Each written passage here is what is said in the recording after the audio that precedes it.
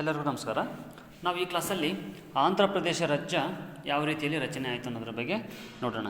ಅಂದರೆ ಓದ್ ತರಗತಿಯಲ್ಲಿ ನಾವು ಭಾಷೆಗಳ ಆಧಾರದ ಮೇಲೆ ರಾಜ್ಯಗಳನ್ನು ರಚನೆ ಮಾಡಲಿಕ್ಕೆ ಅವಕಾಶ ಸಿಗುತ್ತೆ. ಹೀಗೆ ಭಾಷಾವಾರು ಪ್ರಾಂತ್ಯಗಳ ಆಧಾರದ ಮೇಲೆ ರಚನೆಯಾದಂತಹ ಮೊಟ್ಟ ಮೊದಲ ರಾಜ್ಯ ಅಂದರೆ ಅದು ಆಂಧ್ರ ಪ್ರದೇಶ ಆಗಿದೆ. ಹೀಗೆ ಆಂಧ್ರ ಪ್ರದೇಶ ಯಾವ ರೀತಿಯಲ್ಲಿ ರಚನೆ ಆಯಿತು ಅನ್ನೋದ್ರ ಬಗ್ಗೆ ನೋಡೋಣ.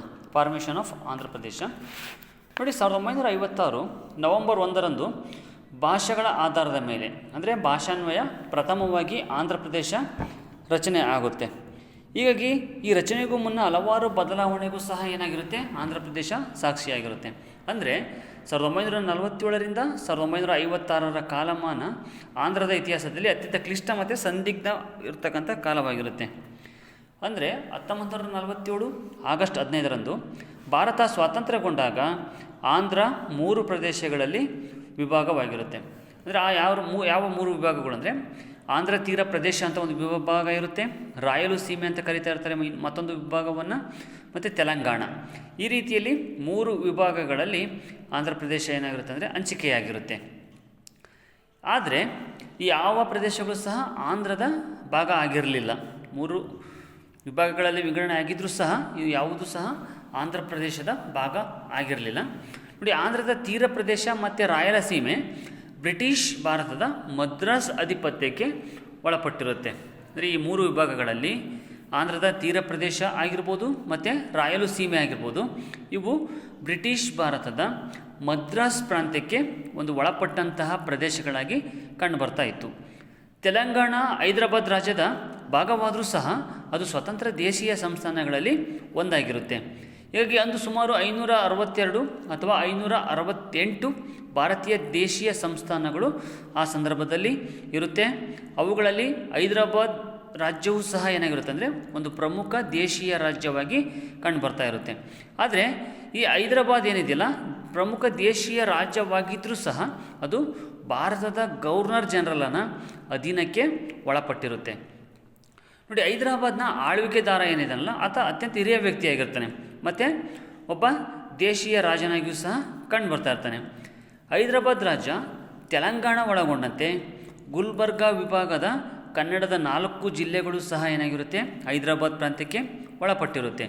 ಅದೇ ರೀತಿ ಮಹಾರಾಷ್ಟ್ರಕ್ಕೆ ಸಂಬಂಧಪಟ್ಟಂತಹ ಔರಂಗಾಬಾದ್ ವಿಭಾಗದ 4 ಮರಾಠಿ ಜಿಲ್ಲೆಗಳು ಸಹ ಏನಾಗಿರುತ್ತೆ ಅಂದರೆ ಹೈದರಾಬಾದ್ ನಿಜಾಮನ ಒಂದು ಅಧಿಪತ್ಯಕ್ಕೆ ಮತ್ತು ಆಳ್ವಿಕೆಗೆ ಒಳಪಟ್ಟಿರುತ್ತೆ. ನೋಡಿ, ಮದ್ರಾಸ್ ಅಧಿಪತ್ಯ ಮತ್ತು ಹೈದರಾಬಾದ್ ಪ್ರಾಂತ್ಯಗಳಲ್ಲಿ ಬಹಳಷ್ಟು ವ್ಯತ್ಯಾಸಗಳು ಕಂಡುಬರ್ತಾ ಇರುತ್ತೆ. ಹೈದರಾಬಾದ್ ರಾಜ್ಯ ಬ್ರಿಟಿಷರ ನೇರ ಹತೋಟಿಗೆ ಅದು ಒಳಪಟ್ಟಿರೋದಿಲ್ಲ. ಮಿಗಿಲಾಗಿ ಏನಾಗಿರುತ್ತೆ, ಹೈದರಾಬಾದ್ ರಾಜ್ಯ ತನ್ನದೇ ಆದ ಕಾನೂನುಗಳನ್ನು ಹೊಂದಿರುತ್ತೆ. ನೋಡಿ, ಹೈದರಾಬಾದ್ ರಾಜ್ಯ ಏನಿದೆಯಲ್ಲ, ತನ್ನದೇ ಆದಂತಹ ಕೆಲವು ಕಾನೂನುಗಳನ್ನು ಒಳಗೊಂಡಿರ್ತಕ್ಕಂತಹ ಮತ್ತು ಒಳಪಡಿಸಿಕೊಂಡಿರ್ತಕ್ಕಂತಹ ಒಂದು ದೇಶೀಯ ಸಂಸ್ಥಾನವಾಗಿ ಕಂಡುಬರುತ್ತೆ. ನೋಡಿ, ಹೈದರಾಬಾದ್ ನಿಜಾಮನು ಅಲ್ಲಿ ಪ್ರಮುಖವಾದಂತಹ ಭಾಷೆ ಯಾವುದಾಗಿತ್ತಂದರೆ, ಹೈದರಾಬಾದ್ ರಾಜ್ಯದ ಅಧಿಕೃತ ಭಾಷೆ ಉರ್ದು. ಅಲ್ಲಿ ಹೈದರಾಬಾದ್ ನಿಜಾಮ ಆಳ್ವಿಕೆಯನ್ನು ಮಾಡ್ತಾ ಇದ್ದಿದ್ದರಿಂದ ಅಲ್ಲಿನ ಆಡಳಿತ ಭಾಷೆ ಉರ್ದು ಆಗಿತ್ತು ಮತ್ತು ಉರ್ದುವೇ ಅಲ್ಲಿ ಕಡ್ಡಾಯ ವಿಷಯವಾಗಿತ್ತು.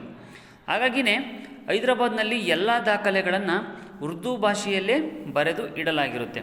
ಆದರೆ ಮದ್ರಾಸ್ ಪ್ರಾಂತ್ಯಕ್ಕೆ ಒಳಪಟ್ಟ ನಂತರ ಏನಾಗಿರುತ್ತೆ ಅಂದರೆ ಅದು ಬ್ರಿಟಿಷ್ ಪಾರ್ಲಿಮೆಂಟ್ ಪಾಸು ಮಾಡಿದಂತಹ ಅಲ್ಲಿ ಕಾನೂನುಗಳು ಅಸ್ತಿತ್ವಕ್ಕೆ ಬರ್ತವೆ. ಈ ಇಂಗ್ಲೀಷ್ ವಿಭಾಗದಲ್ಲಿ ಅಧಿಕೃತ ಭಾಷೆಯಾಗಿ ಕಂಡುಬರ್ತಾ ಇರುತ್ತೆ. ಹೈದರಾಬಾದ್ ರಾಜ್ಯ ತನ್ನದೇ ಆದ ಹಣಕಾಸು, ಸೈನಿಕ, ಪೊಲೀಸ್, ಸಾರ್ವಜನಿಕ ಕಾರ್ಯಗಳು ಮತ್ತು ಕಂದಾಯ ಇಲಾಖೆಗಳನ್ನು ಒಳಗೊಂಡಂತಹ ಒಂದು ಪ್ರಾಂತ್ಯವಾಗಿ ಕಂಡುಬರ್ತಾ ಇರುತ್ತೆ. ನೋಡಿ, ಭಾರತ ಕ್ರಿಸ್ತಶಕ 1947 ಆಗಸ್ಟ್ 15ರಂದು ಸ್ವಾತಂತ್ರ್ಯವನ್ನು ಪಡೆಯುತ್ತೆ. ಈ ಮಧ್ಯೆ ಹೈದರಾಬಾದ್ ನಿಜಾಮ ಮಾತ್ರ ಭಾರತದ ಒಕ್ಕೂಟದಲ್ಲಿ ಹೈದರಾಬಾದ್ ಪ್ರಾಂತ್ಯವನ್ನು ಅಥವಾ ಹೈದರಾಬಾದ್ ಸಂಸ್ಥಾನವನ್ನು ವಿಲೀನ ಮಾಡುವ ಬಗ್ಗೆ ಆತ ಒಪ್ಪಿಗೆಯನ್ನು ನೀಡೋದಿಲ್ಲ. ಅಂದರೆ ತಾನು ಸ್ವತಂತ್ರವಾಗಿ ಉಳಿಯಲಿಕ್ಕೆ ಆತ ಇಚ್ಛೆಯನ್ನು ಪಡ್ತಾನೆ. ಪರಿಣಾಮವಾಗಿ ಏನಾಗುತ್ತೆ, ಭಾರತ ಸರ್ಕಾರ ಹೈದರಾಬಾದ್ ವಿರುದ್ಧ ಪೊಲೀಸ್ ಕಾರ್ಯಾಚರಣೆಯನ್ನು ಕ್ರಿಸ್ತಶಕ 1948 ಸೆಪ್ಟೆಂಬರ್ 13ರಂದು ಮಾಡುತ್ತೆ. ಪೊಲೀಸ್ ಕಾರ್ಯಾಚರಣೆಯನ್ನು ನಡೆಸುತ್ತೆ. ಅದನ್ನು ಏನಂತ ಕರೀತಾರೆ ಅಂದರೆ, ಈ ಪೊಲೀಸ್ ಕಾರ್ಯಾಚರಣೆಯನ್ನು ಆಪರೇಷನ್ ಪೋಲೋ ಎಂದು ಕರೆಯಲಾಗುತ್ತೆ.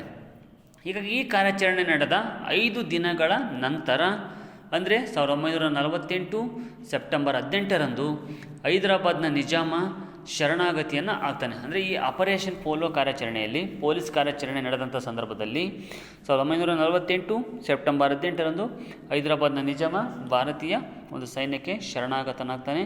ಅನಂತರ ಹೈದರಾಬಾದ್ ರಾಜ್ಯ ಭಾರತ ಒಕ್ಕೂಟದಲ್ಲಿ ವಿಲೀನವನ್ನು ಗೊಳ್ಳುತ್ತೆ. ಅಂದರೆ ಈ ರೀತಿಯಲ್ಲಿ ಹೈದರಾಬಾದ್ ಸಂಸ್ಥಾನ ಇದೆಯಲ್ಲ, ಪೊಲೀಸ್ ಕಾರ್ಯಾಚರಣೆಯ ಮೂಲಕ ಈ ಒಂದು ಪ್ರಾಂತ್ಯವನ್ನು ಅಥವಾ ಈ ಒಂದು ಸಂಸ್ಥಾನವನ್ನು ಸರ್ದಾರ್ ವಲ್ಲಭಾಯಿ ಪಟೇಲ್ರವರು ಭಾರತದ ಒಕ್ಕೂಟಕ್ಕೆ ವಿಲೀನೀಕರಿಸಿಕೊಳ್ತಾರೆ. ನೋಡಿ, ಹೈದರಾಬಾದ್ ಭಾರತದ ಒಕ್ಕೂಟದಲ್ಲಿ ವಿಲೀನವಾದಂಥ ಸಂದರ್ಭದಲ್ಲಿ ಆಂಧ್ರದ ಜನತೆಯು ಭಾಷಾನ್ವಯ ಆಂಧ್ರ ಪ್ರದೇಶ ರಾಜ್ಯ ರಚನೆಯಾಗಬೇಕಂತ ಚಳುವಳಿಯನ್ನು ಮಾಡ್ತಾರೆ. ಅಂದರೆ ತೆಲುಗು ಭಾಷೆಯನ್ನು ಮಾತನಾಡುವಂತಹ ಎಲ್ಲ ಪ್ರದೇಶಗಳನ್ನು ಒಟ್ಟುಗೂಡಿಸಿ ಆಂಧ್ರ ಪ್ರದೇಶ ರಾಜ್ಯವನ್ನು ರಚನೆ ಮಾಡಬೇಕು ಅಂತ ಚಳುವಳಿಯನ್ನು ಆರಂಭಿಸ್ತಾರೆ.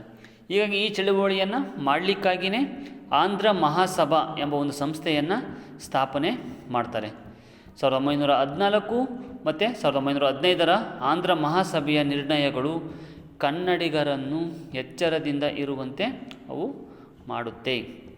ಈ ರೀತಿಯಲ್ಲಿ ಆಂಧ್ರ ಪ್ರದೇಶ ಏನಿದೆಯಲ್ಲ ಭಾರತದ ಒಕ್ಕೂಟಕ್ಕೆ ಸೇರುತ್ತೆ.